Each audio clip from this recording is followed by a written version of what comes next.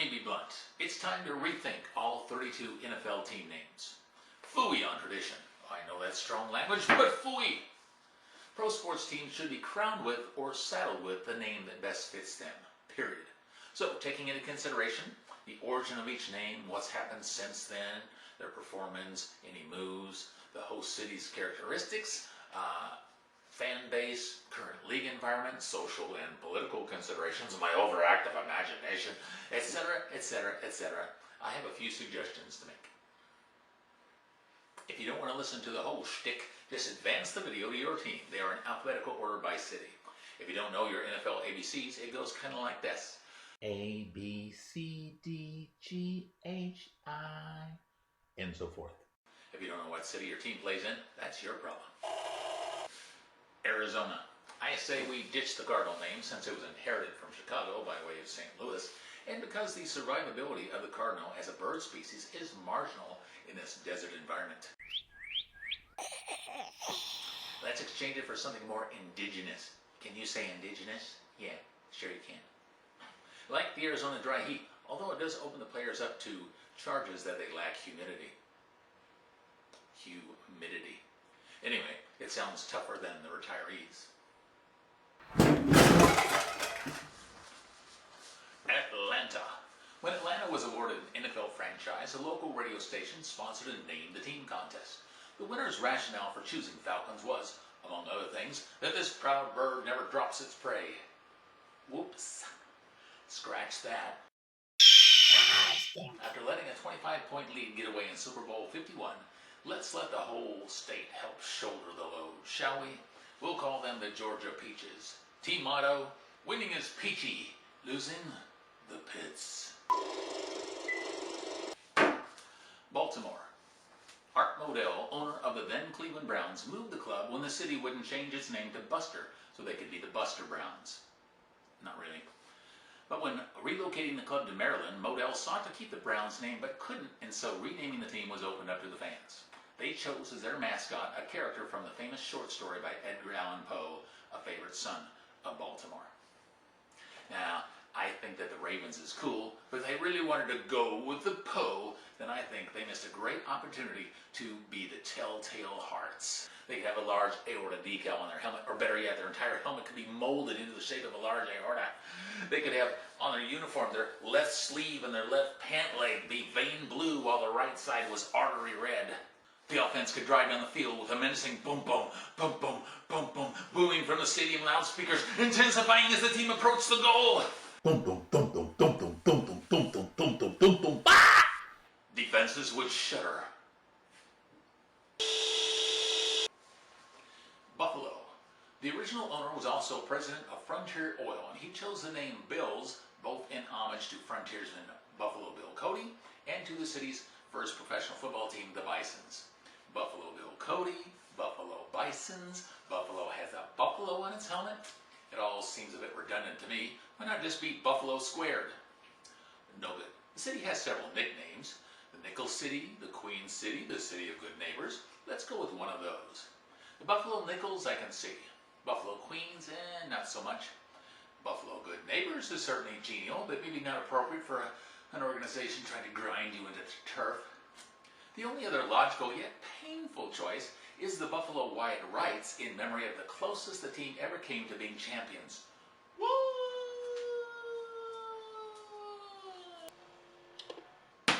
Carolina.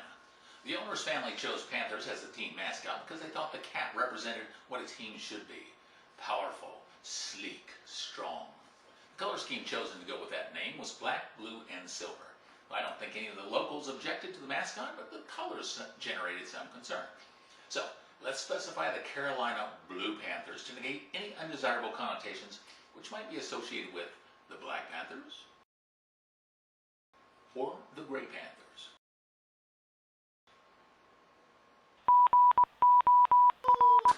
Chicago.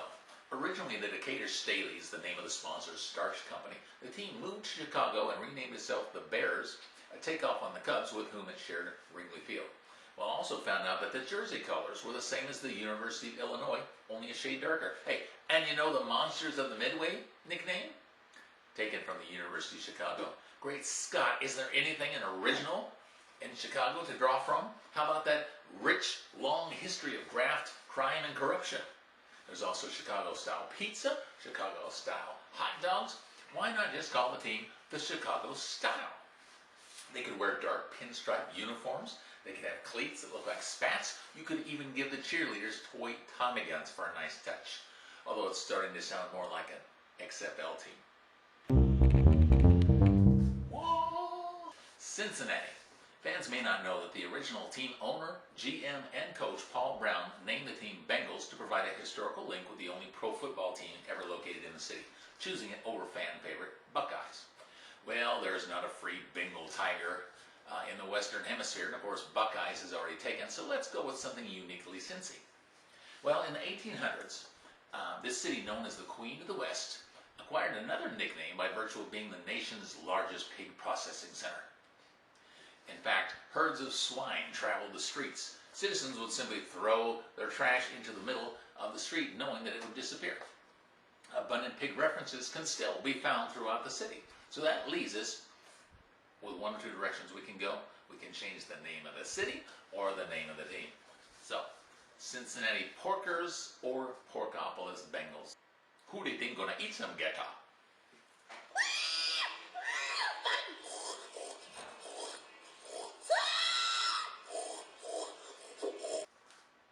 Cleveland. Although there's some different ideas, the Browns were almost certainly named after their first coach and GM, Paul Brown. Yes, that Paul Brown. This left the team with kind of a tough time trying to come up with a fitting mascot. I mean, should they pay a guy to run around in a huge papier-mâché head of Paul Brown? Or maybe clad as a giant paint swatch? They decided on an elf-like character who looked like he'd be much more at home baking cookies in a tree. Well, why not switch the name to something more modern, like the Cleveland Rock Stars, an allusion to the inductees of Cleveland's Rock and Roll Hall of Fame. The dog pound could then become the mosh pit. And maybe with the Oakland team relocating, those crazies from Raider Nation might even switch their allegiance. I mean, they all look like members of the band Kiss anyway. All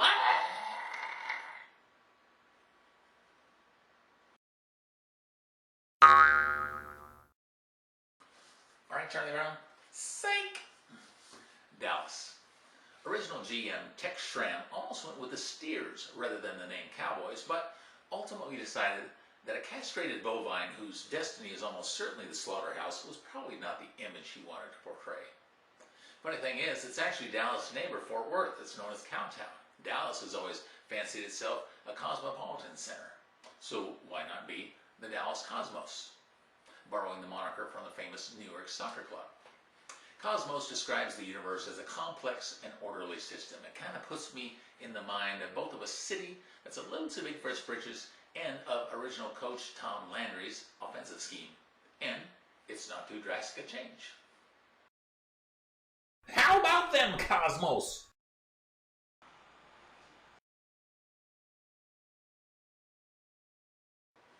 Denver. Broncos is a result of another name the team contest. I'm sure the wild horses are important to the regional history, but Colorado is known for something entirely different now. As the capital of the state that opened the door to legal recreational marijuana use, I think it should be made to change its name to something related, like the Denver Pot, or Tokers, Reefers, Cannabis, Hash, Weed, or even the Denver Bronchitis. The late George Carlin would have made an outstanding stadium announcer. I wonder what Cheech and Chong are doing about now. Mile High Stadium could just be shortened to High Stadium, and so forth, man.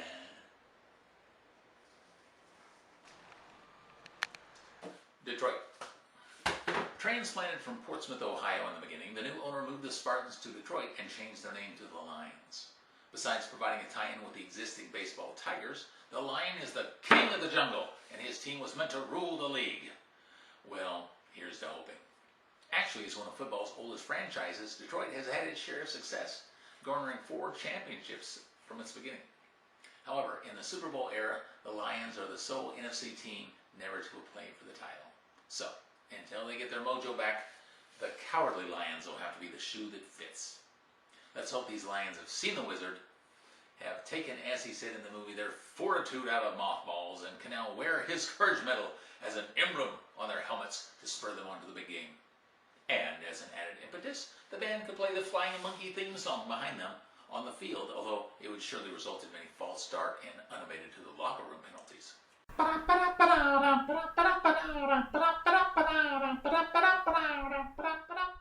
Ain't it the truth? Ain't it the truth?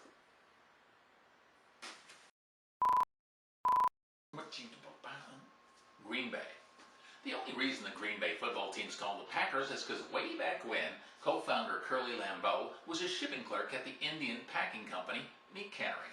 The company gave the team jersey money and their name. If the Bears had gone the same route, they'd be the Chicago Starchers to this day. No, the thing that the team is consistently packed that sets them apart is the stadium.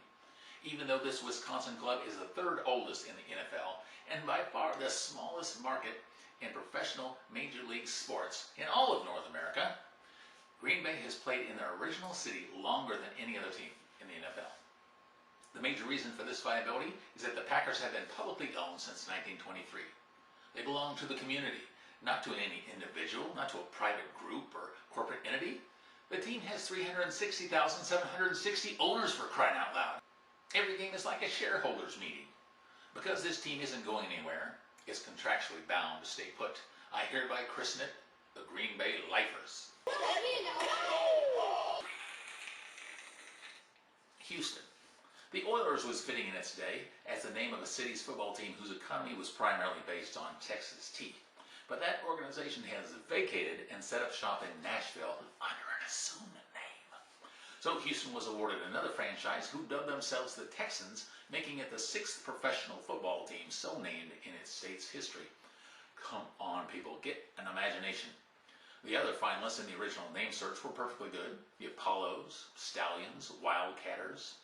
The latter would be oil industry related, but with Houston being home to NASA's control center and the football team being the only one to have never reached its conference championship, it's had 15 tries, I nominate the Houston Apollo 13s after the ill-fated space flight with the similarly truncated mission, as in.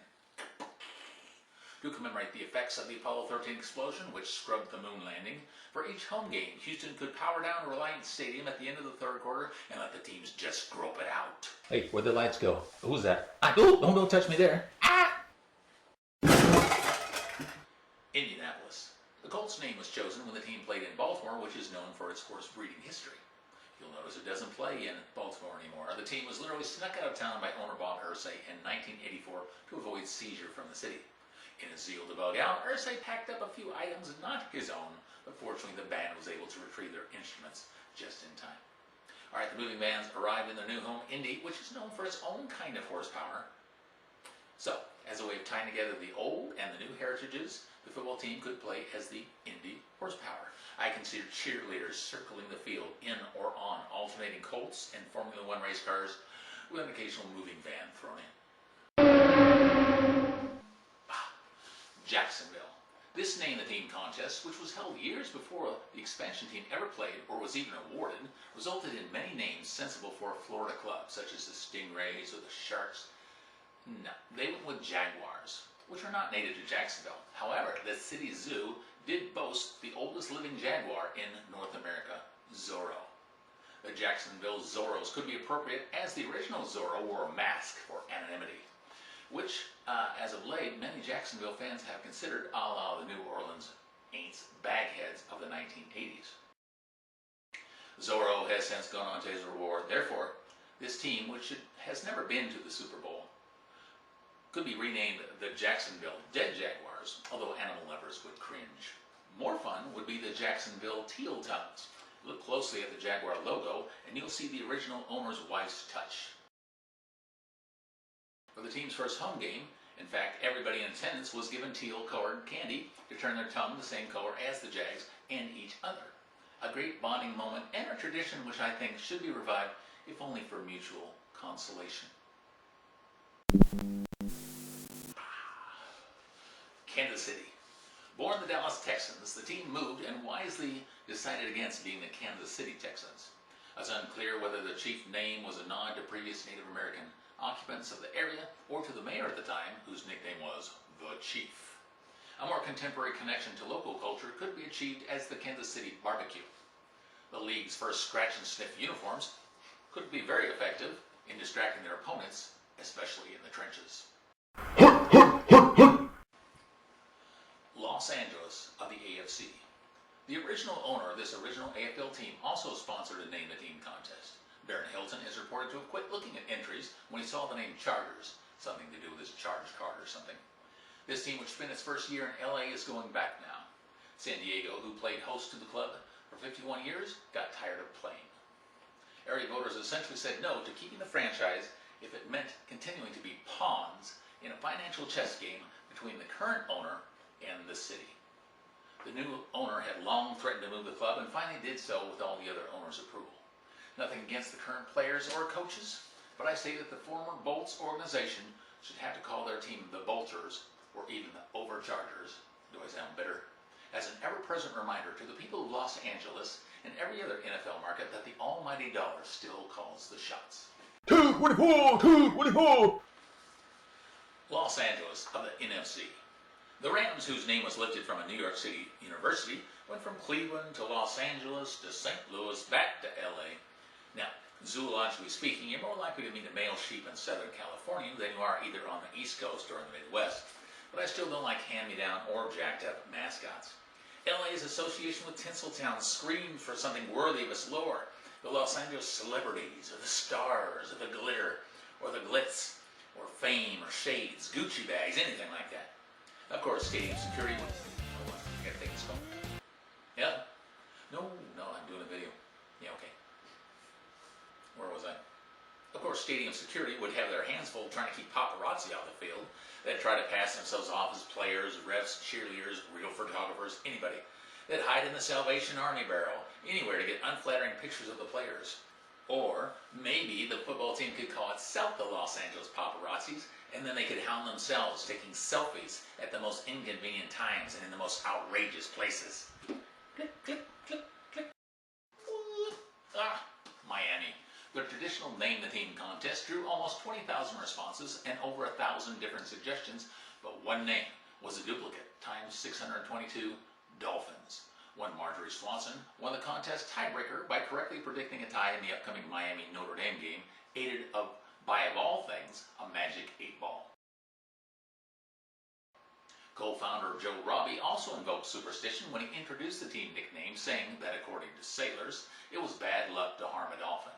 Well, these dolphins suffered all kind of harm starting out 1539-2 until the advent of Don Shula, who introduced himself to town by saying that he knew of no magic formula for success, only hard work. And work they did with training camps that were the stuff of legends. But the result was unprecedented success over the next 26 years. Jimmy Johnson and Dave Wannstedt kept up the hard work and winning ways for the next 8 years, but in the 13 years since, there have been 8 losing seasons and only 1 division title. So, to inspire the team to suck it up and dale, which is local slang for go for it, they must become the Miami Porpoises. Maybe then they will regain their porpoise. A, B, C, D. Minnesota. This franchise, as well as Buffalo's, could be rudely labeled the Ophers as they'd come up dry in a quad of Super Bowls. But hey, at least they got there. Better to have loved and lost, as someone said. Oh, I don't think it was a football player. Anyway, Minnesota is another club whose name was not arbitrarily chosen, but derived thoughtfully from its locale and fan base. Because the land of 10,000 lakes has a strong Nordic tradition, yeah, sure, and because of these people's aggressive conquering bent, the team was named for the Vikings. The original ownership group was Skoglund, Hogsrud, and Winter, for crying out loud. What else are you going to call them? Oh, sure, they could have named themselves the Eskimos after a pro football team that Hogsrud had previously owned in the area, but we won't rub their noses in it. Eskimos, rubbing noses.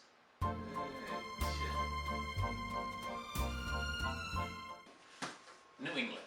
The Patriot name is, well, patriotic, but if the team founders had foreseen the current dynasty and their tight-lipped ways, I think the New England Clams might have been appropriate, though showerheads they ain't.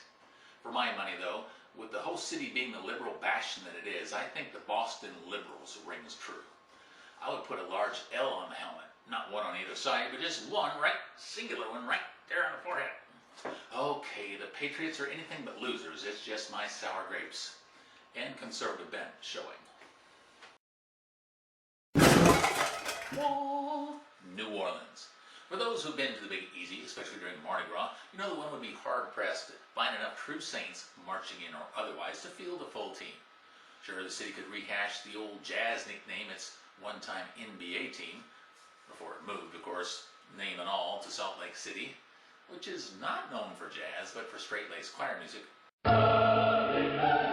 New Orleans could honor its French heritage, keep its fleur-de-lis, and also avoid being the Cajuns if they call themselves the New Orleans Beignets. In winter, they could simulate snow by showering fans with powdered sugar dropped from the roof of the Superdome. Sweet. Literally. New York of the AFC. When the original team, the Titans, went belly up in 1963, an image makeover was in order. Allegedly, the names under consideration were the Dodgers, but that was taken. The Gothams, which would surely be shortened to Goths, sending the wrong message, and the Boroughs, a reference to New York City neighborhoods, but that was too close to boroughs or jackasses. Jets was chosen reportedly because the team would be playing close to the airport, and also it reflected a new, modern approach. Well, I'm sorry folks, but the modern approach to football is to have a strong quarterback at the controls. The defining mark of this team, this millennium, has been its issues in finding its man to pilot the team on the field. What with the quarterback carousel, draft disappointments, butt fumbles and all, they shall have to be, for the foreseeable future, the New York pilotless Jets.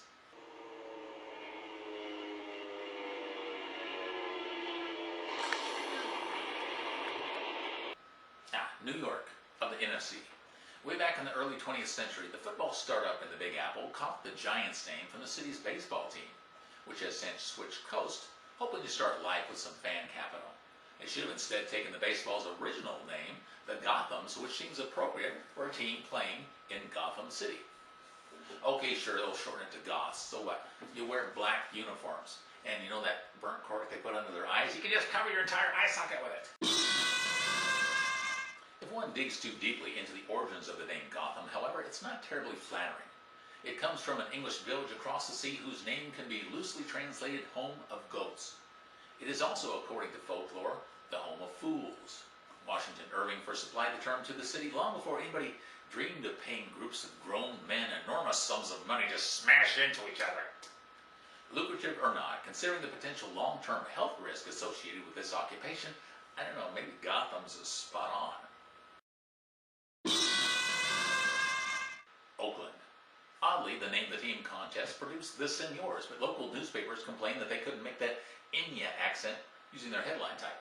So they went with the runner-up, Raiders. Senior Nation doesn't have the same ring to it anyway. Yeah, it doesn't matter. They're going to be the Las Vegas something or others anyway. Raiders will never do in Vegas because the thought of raids makes some business owners nervous. Winning has always been a hopeful outlook in Vegas, but with the odds stacked against newcomers, a more realistic approach, in Al Davis lingo, might be just break even, baby.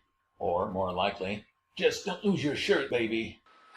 Team's going to have to stick around Oakland for a couple years anyway until their Sin City Stadium is built. But will the jilted Bay Area citizens show up? For the time being, they shall have to be the Oakland Lame Ducks. Philadelphia. Though the Eagle seems like a fitting critter for the city that was at the heart of this country's founding, what has always characterized the football team throughout its history is its fans. They're a peculiar brand of Homo sapiens there in Philly. The casual observer might get the erroneous idea that Philadelphians are fair weather fans. Nothing could be further from the truth. Oh, sure, even though it looks like for all intents and purposes that our brothers and sisters from the city of brotherly love are going to empty the stands and come tar and feather their own players, it's no reflection on their heart. These people are married to the team. They just suffer from acute empathy. God knows that Philly fans rejoice with the team when they do well, and they suffer with them when they do poorly. These people just want the organization to suffer a little more than themselves for making them suffer with them. Does that make sense? And don't even bring up the Santa Claus incident. So, just for no other reason other than stress relief, we will let the team and their fans call themselves the Philadelphia Cowboy Haters. Or make that the Cosmos Haters. Pittsburgh.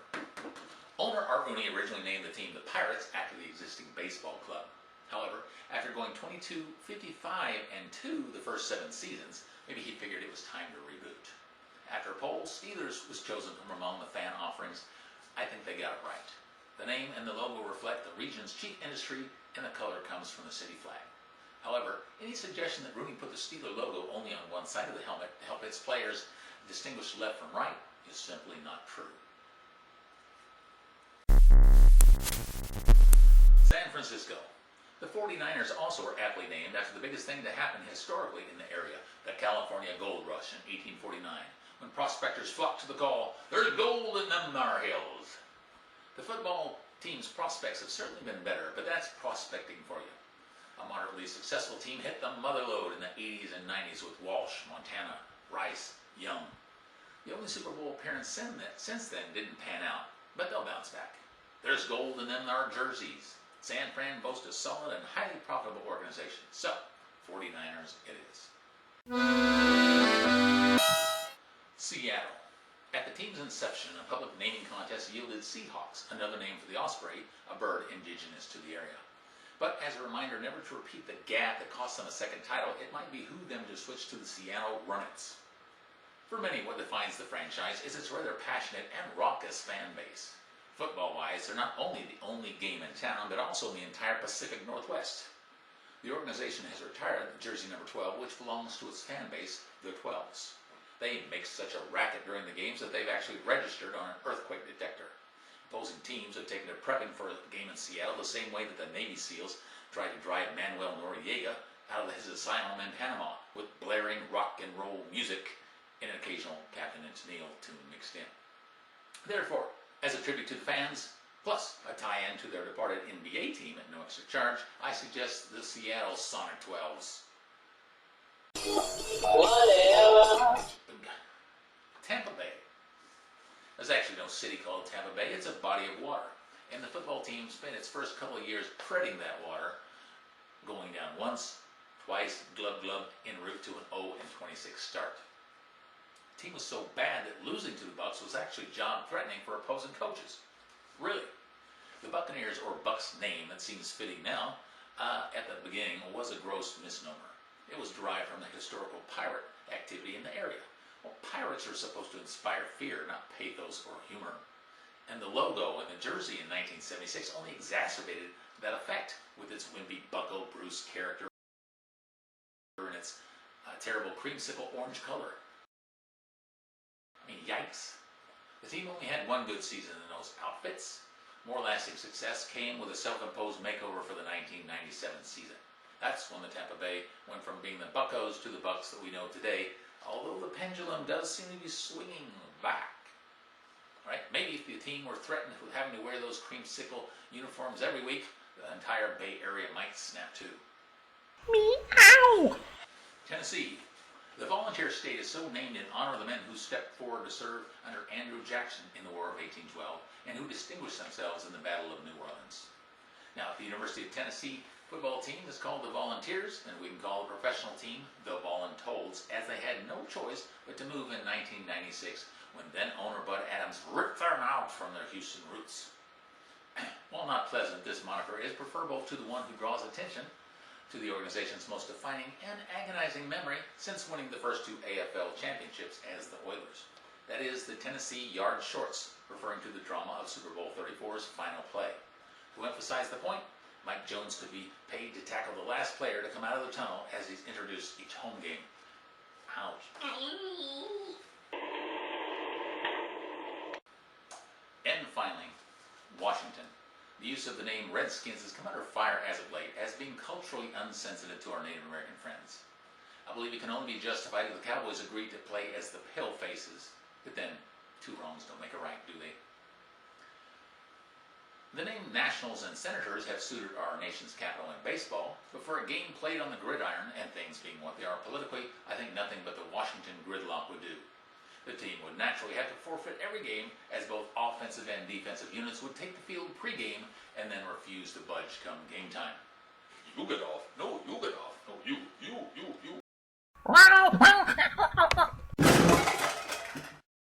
This then is how the divisions would shake out with all the new team names. In the AFC East, the Boston Liberals, Miami Porpoises, Buffalo Nickels, and New York Pilotless Jets. In the AFC North, Pittsburgh Steelers, Baltimore Telltale Hearts, Porkopolis Bengals, and Cleveland Rockstars. In the AFC South, the Houston Apollo 13s, Tennessee Voluntoads, Indy Horsepower, and Jacksonville Teal Tongues. In the AFC West, Kansas City Barbecue, Oakland Lame Ducks, Denver Weed, and the Los Angeles Bolters. Over to the NFC East, Dallas Cosmos, New York Gothams, Washington Gridlock, Philadelphia Cosmos Haters.